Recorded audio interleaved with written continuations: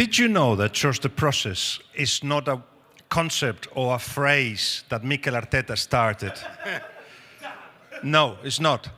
And what's interesting is that somebody started using it a lot, and from there it became a very famous phrase to use in the sport and then in business.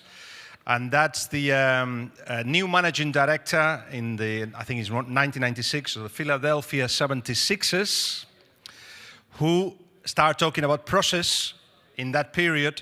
And partly because the process wasn't going as well as it should have been, he decided to have T-shirts with "Trust the Process" in it, and banners that he gave to fans to bring to the stadiums, "Trust the Process." And out of which, eventually, because success came, he defended the concept which others started using, first in football, and then, in sports, and then in other sides of the industry. And trust the process is where we're going to be talking here. What's interesting here is that the three guest speakers that we got today have gone through a different processes themselves. And I'm just going to say the name I would like and your role, and I would like you to tell us a little bit about yourselves in relation to your role right now and to the process you've been involved in, if that's okay. So first we've got Cliff Grant, who's the chairman of Brentford FC. Tell us a little bit how you got there and a bit of your process. Good afternoon, everyone. So I'm a chartered accountant by profession, and having spent 29 years acting for owner-managed businesses, I left the profession and joined a client of mine as CFO. The owner of the client company then bought Brentford in 2012, and I was appointed a director of the board on the acquisition of the club. I then became chairman in 2013. The owner then bought a club in Denmark in 2014, and I became a director of that club. And then in 2022, I became chairman of the club in Denmark. So I've been involved in football now for the best part of 12 years, and it's been quite a journey for those who follow Brentford or know of our journey. We've gone from League One to the Premier League, and there can be no truer saying than we have trusted the process to take us from League One to the Premier League.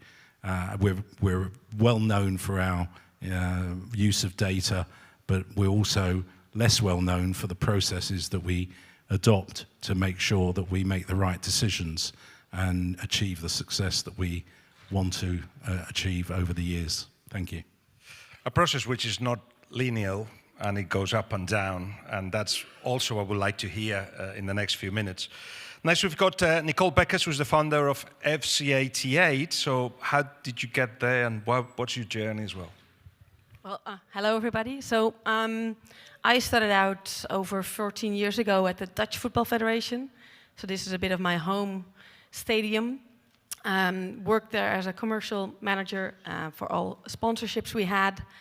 And in 2018, we had a negative process within the federation where we didn't qualify for the World Cup in Russia with the national team. And I was responsible for the Nike partnership, and we bought into a huge amount of clothing and apparel for the World Cup, of course, 18 months in advance. And I asked a simple question to my kit manager colleague, I guess we're not getting that right, that amount. He said, well, yeah, we're going to get that stuff, and we need to find a way to use it. So being, responsible for the commercial department there, I thought of ways to reuse that apparel, but still it was, too much, so we had to destroy some of it. And that's where my process into sustainability and football started, basically. Fast forward 3 years, I founded FC88, where we help football clubs, federations, brands to repurpose their football kit. Because let's be honest, the most valuable and tangible thing we have as a football club is our jersey, is the kit.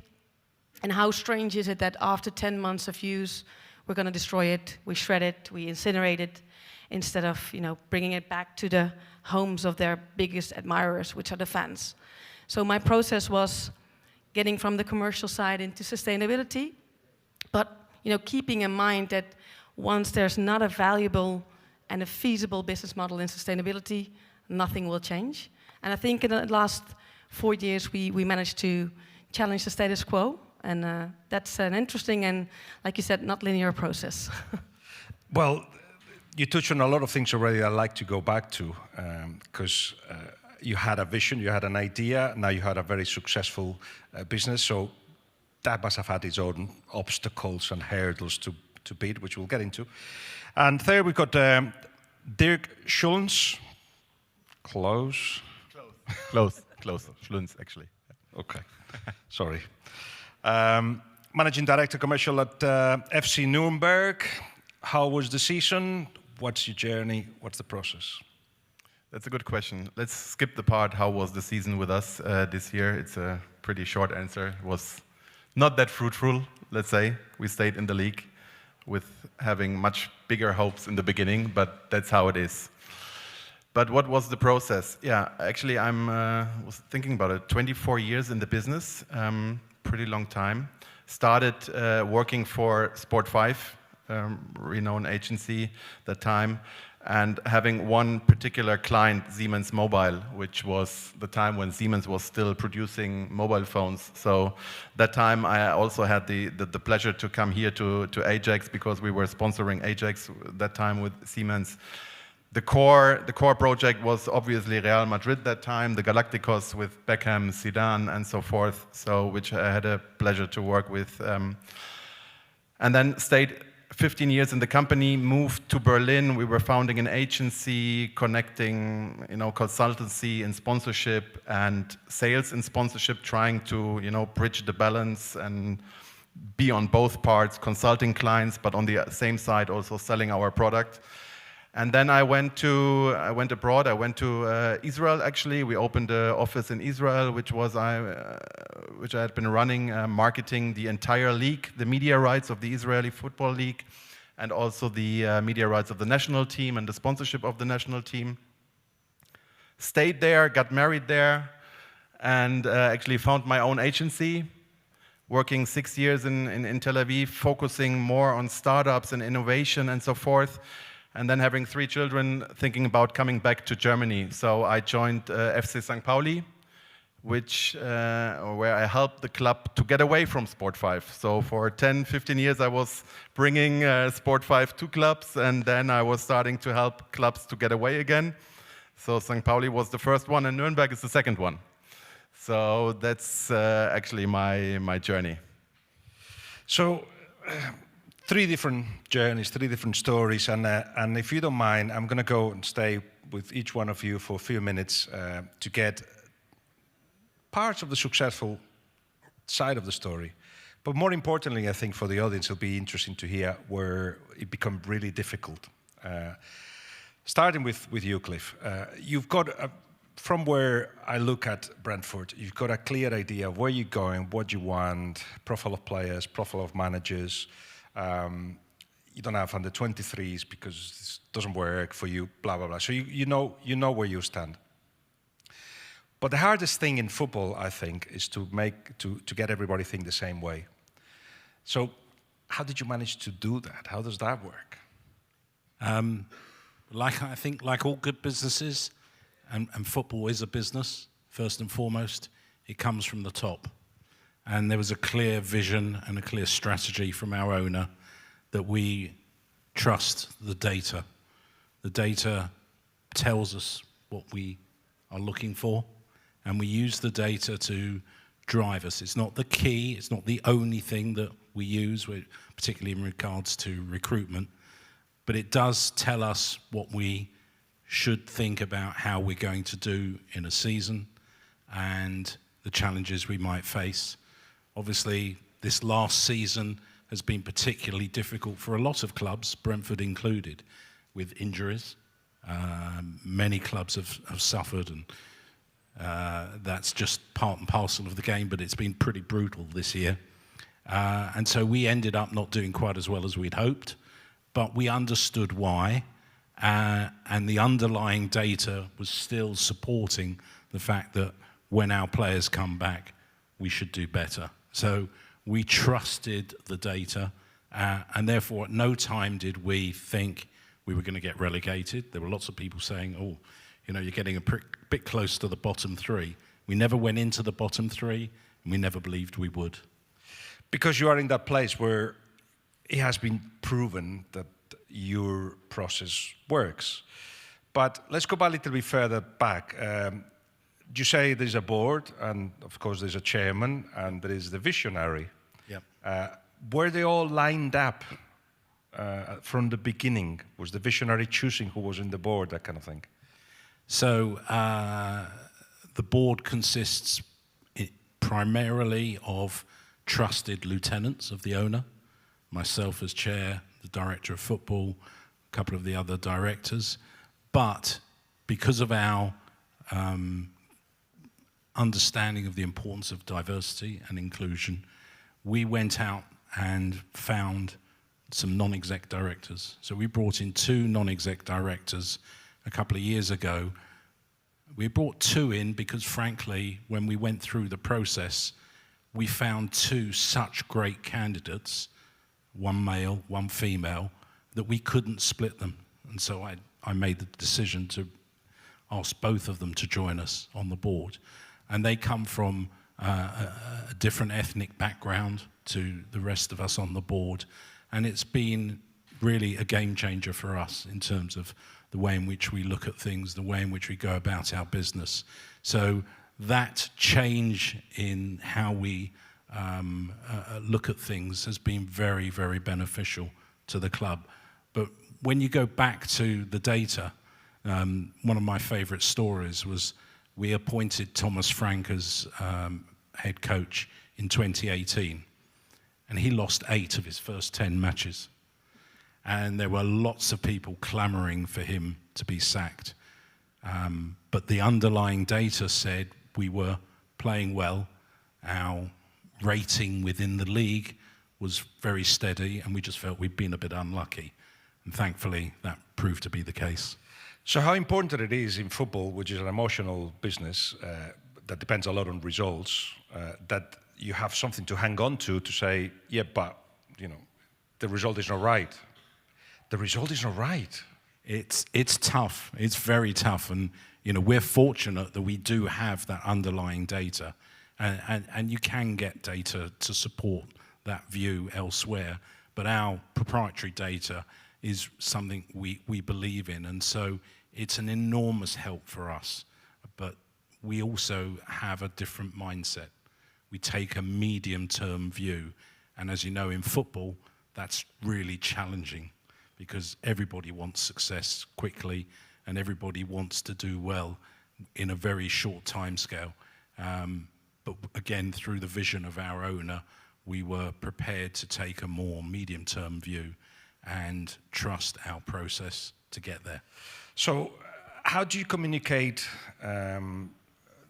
all that the essence of where you are? I understand that obviously the people that come in know what it is about, but you have to constantly remind people, don't you? So not that they start thinking of themselves, but that they remember why they're there. Do you do that constantly? Is there a reminder what who you are?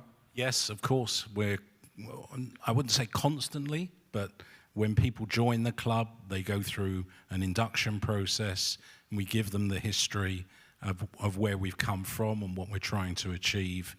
And we all buy into it.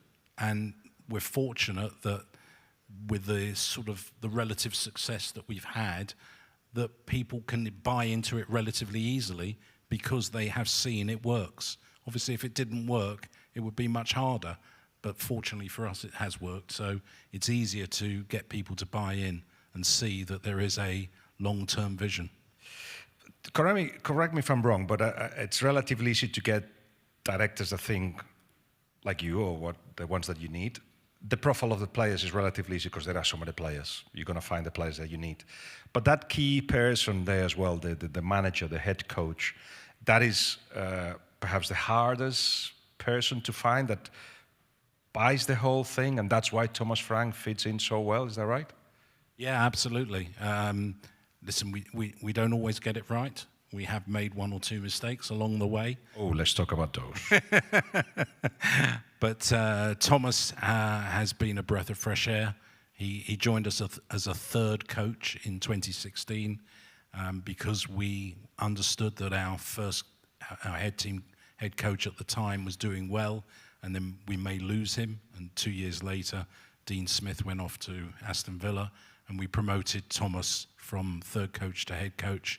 And he's just genuinely a really, really nice guy who really knows his football and has built a brilliant ethos within the training camp and the training ground. I'm privileged to know him and have relatively regular conversations with him. He's one of those things that perhaps all of you have in that world at Brentford, that he listens. You don't get many managers that listen. They just know everything, don't they? But not knowing everything is what I guess you're all about, because you have an idea that you have to abide to. Yeah, I think for me, one of the things that had quite a profound effect on me, particularly in my role as chair of the club, was I went to a conference back in, I can't remember when, but circa 2014, and someone sat there on the stage and basically said, one of the problems in football is that there is a knowing culture. People think they know it all. Oh, you have this guy and he knows it, he's done it, he's been there, he gets the people that he knows, and you don't need to tell him what to do. And we've gone completely against that. You know, we trust the data, and therefore we use the data to inform many of our decisions, alongside the normal things that you do in football. So we came at it from a very different view, and that really struck a chord with me, because having a knowing culture means you're not open to ideas, and new ways of doing things. And we knew that we had to be different. We had to find a way. We couldn't outspend our competitors, so we had to find ways of doing things slightly differently to try and improve and make us successful. I've got one or two more questions for you, but I see Nicole kind of going that yes. I speak to both of you, and then later on to you, Cliff.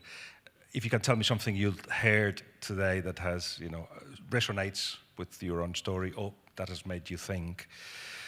But you did say you made one or two mistakes, and that is also what we're saying. Is football no way is a linear path. So tell us about those mistakes and what you learned from it. How you got to those mistakes, for instance.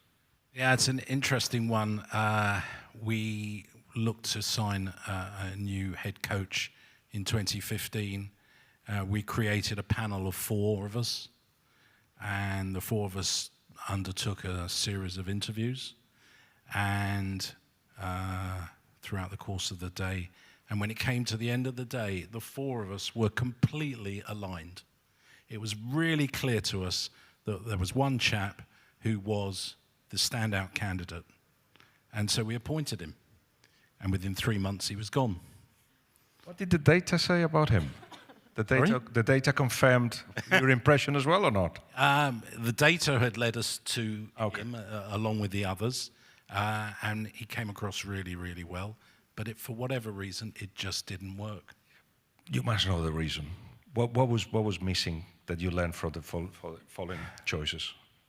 I think there was a lack of structure at the training ground, a lack of process, funnily enough. And we had to make the tough decision to say, you know what, we can see this isn't working. Let's cut our losses and move on. Has he done well since? Has he done well since? He's with a team who have managed to stay in the top division in their league. Okay. So he belongs to a different culture, basically, that kind of manager. Thank you very much for that, Cliff. Now, Nicole, you have come out with a concept which is different, challenging. You obviously part of trusting the process is to actually selling the idea. Was that the hardest thing to do at first? I don't think the idea, because I think a lot of football fans, football stakeholders get that, you don't want to throw out your most emotional, valuable piece of, the club, the jersey.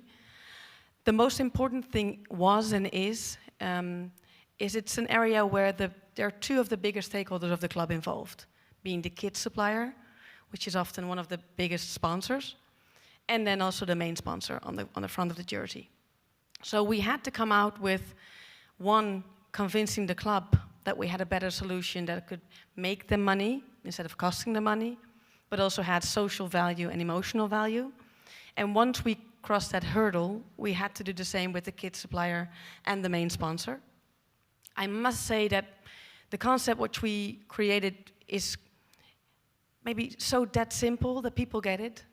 It's just getting commercially right, getting it, from a marketing point of view right, that the club really adopts, encourages and embraces it in the full. I think that's where, a vision comes in, and a vision that's built on the foundation of the club, but that goes into the future and younger generations and Gen Z and sustainability, these topics that are not, in the core business of a football club in general. Now, let me take one step back, because I learned where the excess of stock, the one that doesn't get used or perhaps gets used and recycled, where it ends up. I never knew this. Tell us about it. What does it end up?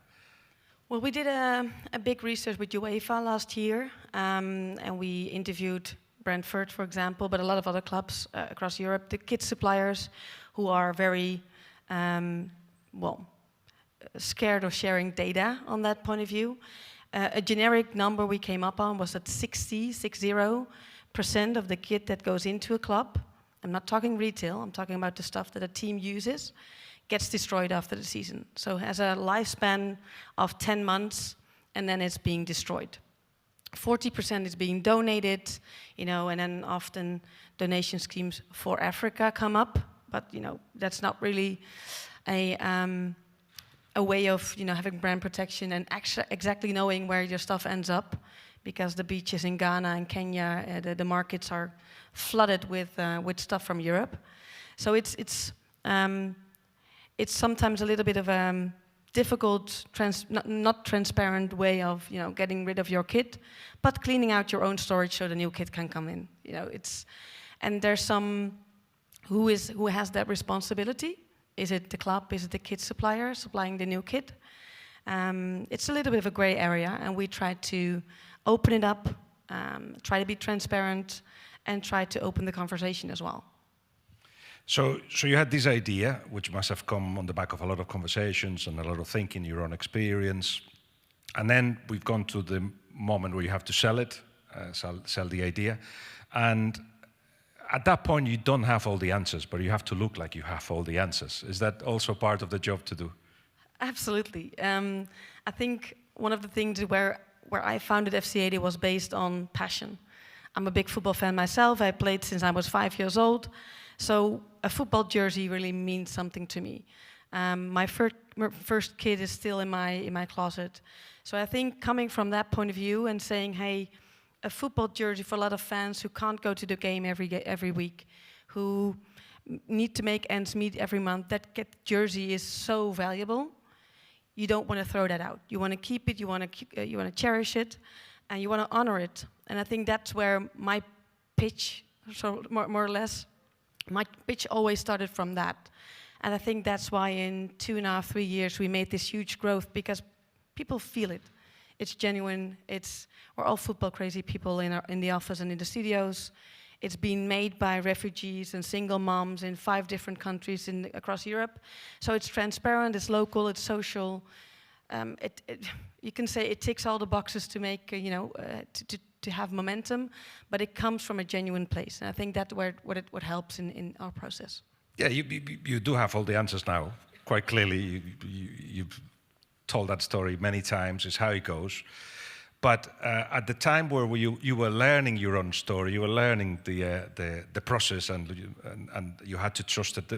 Did you find yourself in 1, 2, 3 occasions in which you didn't have the answer to, but you had to trust what you were doing because you believed in it? 100%. Fake it until you make it. When we started out, we knew that this problem was huge. we knew that there could be very cool items being made from old kit that wasn't cannibalizing on the new kit, so it didn't, run into the financials of the club. It was an extra commercial revenue potential. But I had 5 prototypes. That's it. And I had to ship them across Europe to showcase what we could do. And God forbid if some wasn't going to ship the bag back, I had a big problem. So yeah, of course there were times when we, with the two of us, my co-founder and me, were like, we've got 2 prototypes left. So if we lose these, we're like, and also you have to find partners that really believe in you as a person. So of course the Dutch Federation in the beginning of FC88 was a massive supporter of the whole idea. And when I quit there, they supported it even more. So like, okay, go, and we're your first federation to sign for a 3-year deal, which of course you need ambassadors. And then once I had the Dutch FA talking to the French and the German and the English, so it cascades into that process. But that first couple of 6 to 12 months, yeah, it was make or break, and luckily we made it. You touched on something that's very important. That's why SoccerX is a key date in the calendar, because process is people, and you have to, yes, sell ideas, but you have to be likable, you have to be well dressed, you have to be making sure that you listen, and there is that personal contact that is what makes people grow. So would you take us to a moment of those, perhaps, if you can think of a personal relationship that make the whole thing jump? 100%, and I think maybe he's here. It's Ton from the Dutch FA. He's a licensing manager from the federation, and he knew that we were just starting. He also knew that he had a problem at the federation with a lot of old kit, but he also had Nike on his back, like hammering him, like, what are you going to do with the old kit? Recycle or... And he took a chance on us to give us like, no, I believe in this. He knew the end customer, the fan, so he knew that, yeah, I see this product being sold to fans. That was his belief. I think, and I hope he believed in us from on a personal level and on the business we were building. So yeah, he went to Nike and said, I'm going to do this with them, and I need you on board. And he managed to do that because that's such a pivotal moment then for us. If I would catch him, in a different day in that week, and he was pressured by Nike on some other topic, maybe he wouldn't have moved forward with our topic. So, yeah, that was a pivotal moment, and that means that every time moving forward and talking to students in universities about, setting up your first own business, always that moment comes in mind, and I'm going to tell them it's people who are going to make your idea work. But you're also someone who can make other people's dream work. So, yeah. I'm going to go off topic a little bit, but you're talking about this happened in Holland, and there is something about the Dutch way of thinking, and we are in the Johan Cruyff Arena, that I find fascinating. You just said that a representative of the Dutch FA went to Nike and said, nah, not with you. Which is massive, and it seems like a common theme in Dutch thinking, that the why not question, which is Johan Cruyff. Johan Cruyff was, why not? Let's do this, but nobody does this. Pues let's do it, why not? Let's put Pep Guardiola center midfield, but he's tiny and he's 19 and he's not physical. Trust the process. Trust the process, because he believed that there was, but there's also this is the line, and Dutch people seem to think there's this other why, and why not? I think challenging status quo is something there, that and I know that from a Dutch football perspective, we're a tiny country. So we don't have the biggest budgets, we don't have the bigger pool of players, we don't have the biggest clubs and their budgets. So we have to think differently to, be able to compete with bigger countries, bigger companies, bigger brands, etc. And I think that is somewhere in my DNA as well. Like, I'm going to challenge Nike, Adidas, and Puma. And look at me, fast forward, I'm talking to all of them on a global scale to help them with their problem, because basically it's their problem, or they started with the problem, and now they want to help. I want to help them to have a good solution. But yeah, of course we're like 50 people in the studios, 4 in the office. But hi Nike, here I am. But I think, again, genuine, good idea, and then the belief in the process. The bravery as well. Yeah, but maybe also because you believe in what you're trying to sell. I think it's in a lot of Dutch people, and sometimes it also can come across as blunt or rude. But yeah, I think we probably know what we want, and hopefully we can then work towards that. Fascinating, I find that. Anything you learned from Cliff and what he was telling us? Well, I've been talking to a lot of colleagues of him, and I think it's not just on the sportive side that DNA and culture is very well cultivated. Brentford was the first Premier League club that relegated their jersey 2 years, so they used their home kit 2 years during COVID because they said, great insight, like, okay, fans are struggling paying the bills, they're at home, we're not going to launch a new kit. You know, the kit supplier stayed the same, the sponsor stayed the same. We're going to use it for 2 years. We're not going to push a new kit on the fans. And I think you did it the next year over the away jersey. And that's, you know, I think that's exactly this. We're trusting the process. Fans are going to be more engaged with the club if we do this.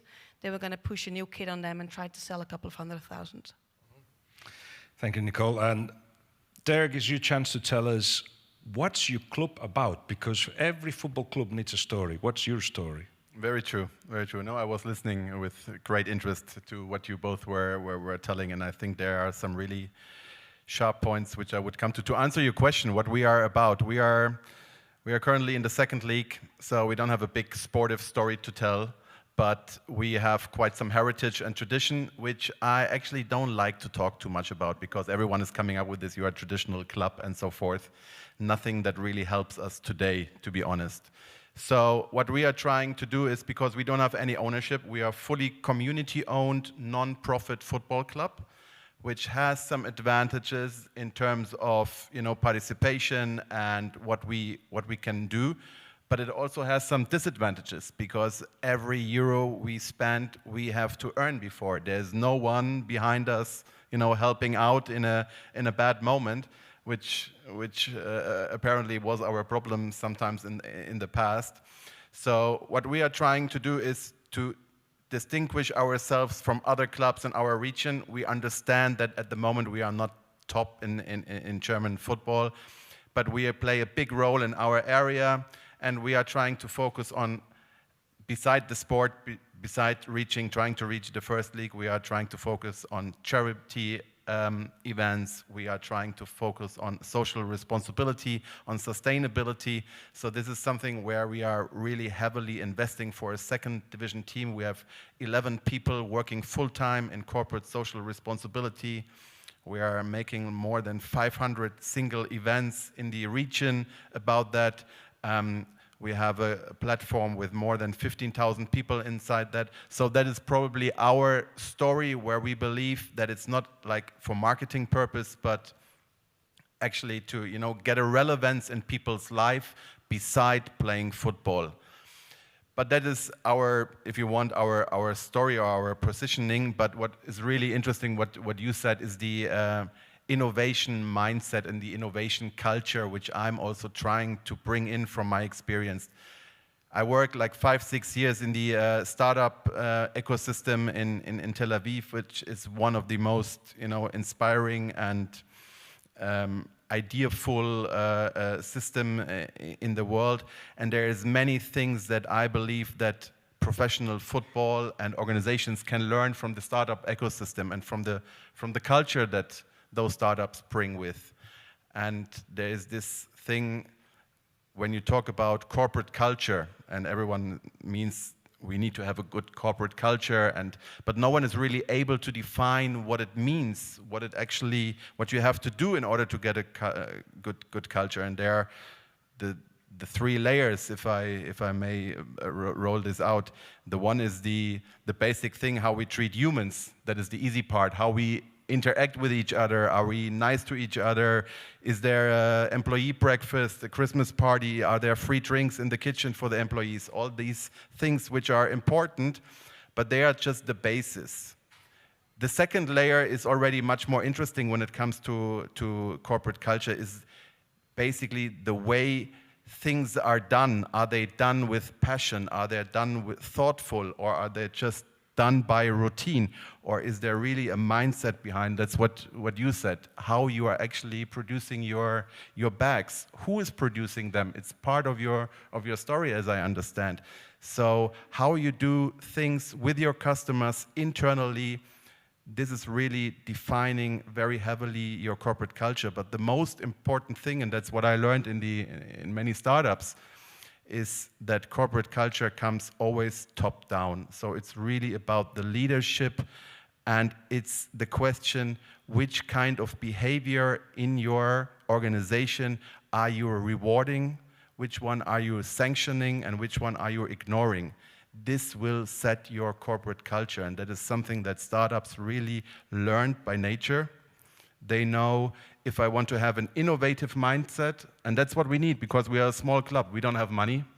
So what we have is people, we have limited resources, so we have to have better ideas. We have to be smarter than the big rich clubs. That's what we did pretty well, I think, in St. Pauli, with basically no money, but good ideas. So we came up, and the point behind was really the culture, because leadership was rewarding people who were critical, who were even, raising the voice and mentioning concerns towards leadership, bringing up ideas, were able to fail. We had huge, excuse my French, fuck-ups, We launched a couple of things that really blow up, but we always had the culture that people said, okay, you try, because no one gives you guarantee you're gonna succeed. Let's go back to those couple of things that you didn't get right. Yeah. Go on. Yeah, well, I mean, it wasn't my last position, but somebody else. I can still tell. So there was an idea of making a fan TV video content show that would kind of adapt to the shopping television formats. Okay, so it would be kind of trying to make a persiflage, to make a little bit, take this further and make it even more absurd. So, and people, I say, didn't get it, but they complained that it absolutely doesn't fit, and it completely flopped, So it was a lot of work in the concept and launching it and casting the moderators and whatever, and it just no one bothered and cared. So your club is fascinating then, because you're actually is like a democratic. You create your identity through the democracy of ideas. You've got a lot of people creating your identity. So to follow the path is not as easy as Brentford, which is all clear. Is vision, data. In your case, you want to introduce all those people that make the club to be part of it, not just clients. But so makes the trusting the process a harder thing to do, because does it even sometimes get out of your hands and goes in a direction that you don't want to, but that's what the club is becoming? That is the big risk. That is probably the big risk compared to a club with a ownership, where you have a strategy and a structure that you can follow a strategy, and you trust the process. And even if everyone demanding to sack the coach, you say, no, I know, and I have the backing because I have an ownership who's behind it. That's something we are really struggling with. When the fans are rolling out banners, sack the board or sack the coach, because our board is voted by the members, and the members are standing in the stadium. So eventually, once a year, they're going to vote, and they are voting for the board, which is hiring the managers. So that, causes, in the end of the story, that the board is listening very closely to what the fans are demanding. So yes, it's always an opportunity, this democratic process, because you get fans involved and so forth, but you are always, tend to make short-term decisions which are not good for the long run. So this is really a problem. But also internally, but this is something I'm trying to bring into the club, is this cultural aspect. When we are making decisions, it's usually, and especially in Germany, we tend to promote people into leadership roles who know what they are doing in their subject, rather than real leaders who are able to lead people and maybe not know everything about the subject they are running. So, for example, when we are taking decisions and we have our group meetings, it's one of the rules that leadership talks last, because for all the young members in the team would be very hard if me or a colleague as a leadership making a statement what we believe about one topic for a young colleague to say something completely different, and maybe he's right. So the young ones speak always first, very core rule. Same with experts. We have some people in our team that are digital experts. So whenever we discuss digital projects or whatever, he's talking last because he's the expert. So everyone would say if this is his opinion, no one would probably contradict. So there are very easy things. Another thing is talking about the word because. Whenever we take a decision and we explain it to the team, trying to use the word because as often as possible, because that makes it, sounds silly and trivial, but it's, in fact, in real business life, too often it's not happening, that you explain why you are deciding. Can I just remind you, Dirk, that you actually got involved in a business of emotions, or in an emotional business, and you're trying to apply logic. Good luck with that. Yeah, but you have to try. You have to try. You have to try. You already touched on things that you heard, that you've learned from. So, Cliff, I'll give you the last word before we go. What do you hear from Nicole, from Dirk, that you will apply to yourself, or that resonates with your own journey? Yeah, I think you have to remember where you come from. And as you said, you need to try things. You need to trust in what you have learnt in your past that's worked, and just follow that vision, follow that process, and be confident that what you believe in is the right thing to do. And if it continues to work, then great. And when it doesn't work, okay, you put it down to experience and you move on. And that's how we go full circle. And you just told us, trust the process. Cliff, Nicole, Dirk, thank you very much. Thank you. Thank you.